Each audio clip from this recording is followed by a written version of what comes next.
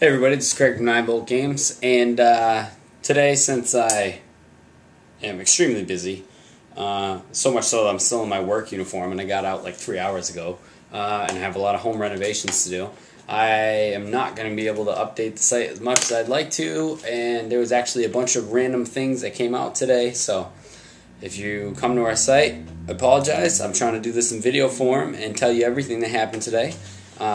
Luckily, I can do most of it without images, and if there are images, I will try and include them in this post. And if you're one of our YouTube watchers, welcome. This is the first time I've done this, so it's not like you're missing out on anything else. Okay, I wrote some of it down. I got chicken scratches. Let's see. One rumor today is that Limbo may be coming to the PS3 thanks to Sony Korea.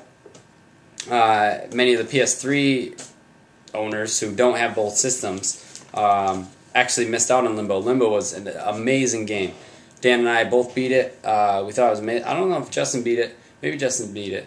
But it was amazing. It was the braid of the next year, pretty much. I believe, and I believe Dan believes, it was the best downloadable game that came out last year, hands down. Yeah, so hopefully this rumor proves to be true. That way everyone can experience this game. Because it's truly amazing, and I think that everyone should play it. What else? This one came from Kotaku, which actually came from Famitsu, the Japanese gaming magazine. Billy Kane from Fatal Fury will be coming on to the King of Fighters 13 console version.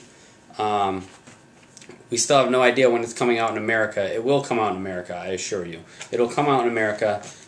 It comes out in Japan October 27th. Which I may just be importing it because I do like King of Fighters, and King of Fighters 13 looks promising. King of Fighters 12 was a big letdown for me, but this one actually looks very good. Another news today, Bethesda understands the errors of their ways when it comes to DLC with Fallout. As many may know, they rapid fire them, they do them at weird times, and they're always small, especially with Fallout 3. Nobody can argue with me that Anchorage was pretty bad. It was pretty bad, dude, the whole Anchorage thing. You could only take a few things away with your character. It didn't actually incorporate itself into the game, just the background lore to it. The pit was okay, and yeah, that's about it. Broken Steel was alright. Broken Steel was the only one that expanded the game, so it's truly the only one that you can call an expansion pack. But Bethesda did say that they do realize this, and they kind of have apologized and said that Skyrim DLC will feel more like an expansion pack, and it'll come in fewer numbers, but it will be much larger when you do download one, so it will totally be worth the money. That Dead Island trailer, the amazing one that everybody saw, the first one, the super polished CGI one that had no gameplay whatsoever in it, but still shocked everybody, even people who weren't gamers. Yeah, the Dead Island trailer won a Cannes Award, not the film festival Cannes, but the Cannes International Award for Creativity. It won a advertising award, which is still good because most of those awards just go to places like Skittles, Geico, all that crap. So the fact that a video game promotional trailer won the award, that's pretty freaking amazing. EA Sports is opening a studio in Austin, Texas, which is weird because they're totally talking about like layoffs and crap. I don't understand EA. I used to hate them. Gaining a little more respect for them, but EA Sports, obviously EA Sports is a huge division of EA. A very large moneymaker for them. So, we'll see how that goes. Austin, Texas, it's kind of where it belongs. I mean, what else? Shoot 'em up fans who have iPhones, Death Smiles will be put on iPhones on July 7th. I got that from Joystick. Yes, joystick.com. I do love them. For those of you who haven't played Death Smiles is an amazing game. Previously, you could only play it on the 360. It wasn't exclusive in Japan and here. Death Smiles was great. It was definitely one of the greatest shoot 'em ups since the Dreamcast died.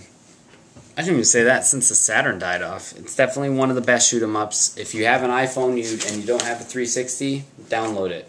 It should be well worth your money. I assume that the transition won't be that bad. considering it wasn't the greatest looking game on the 360. For those of you who do have Xboxes today, you know that Wednesdays are the days that they update the games, and a couple of the games in there was Half Minute Hero, Anti-Neo Climax something, that's 800 Microsoft points, and Galaga Legions, also Galaga Legions ZX. Okay, sorry about that. I had somebody come to help me move my fridge, and I'm not going to edit that either, because like I said, I'm on a real-time constraint here. So what was I on? Galaga Legions. Galaga Legions ZX. If you don't know what Galaga is, it seems to look pretty good. I mean, I probably won't buy it, honestly. I have a lot of stuff to catch up on. Also, Backbreaker is coming out on Xbox Live Arcade, and that's going to be 1,200 Microsoft points. It seems that they're pushing... There's a fourth one that came out. I don't remember what the name of it is off the top of my head, but it seems like they're starting to push things a little bit faster to try and make room, because Summer of Games is coming, as many of you may know. What else was I on here? Really? I didn't write anything else down. Apparently, that's all of today. Two things. One, I really do like Jim Sterling at Destructoid, and I noticed on an article that he wrote about Peter Molyneux, the creator of Fable, in black and white, and he's saying that he's getting bored with the sameness of games. Nice article, by the way, Jim. I know you probably don't like me, but that's okay. If the dude doesn't like the sameness in games, why does he keep making the same game? Granted, Fable Journeys, which they showed at E3, the Kinect game, which was a Fable on rails, is different. However, it looks like crap. So honestly, Fable 2 was good. Fable 3 was good. If you're going to make another Fable before the 360's lifespan is over, dude, go with what people like. People liked Fable 2. People liked Fable 3. And if you did Fable 4 or even did a Fable spin-off, a Gaiden, if I may, dude, just make it. I know you're tired with the sameness of games, but honestly, besides Fable, what else have you come out with? Seriously. And you're drunk when you talk. I swear to God, you're drunk 20% of the time. 90% of 20. That's not even like a good ratio. You're drunk 90% of the time that you talk, dude. Or you're high. There's something wrong with you. That's fucked up. Listen.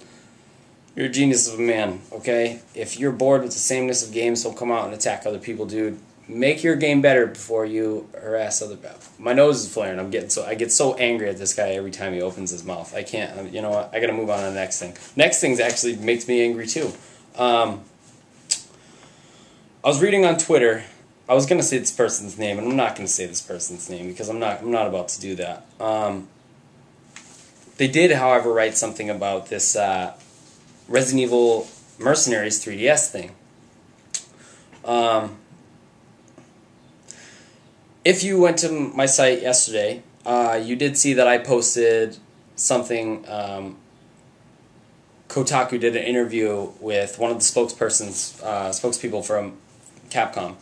And if you went to my site 2 days ago, you noticed that I put the Mercenary saves cannot be undone. You can't erase your saves in Resident Evil Mercenaries 3DS. And it's my personal opinion that they did this to dissuade customers from buying a used copy of the game, which is good.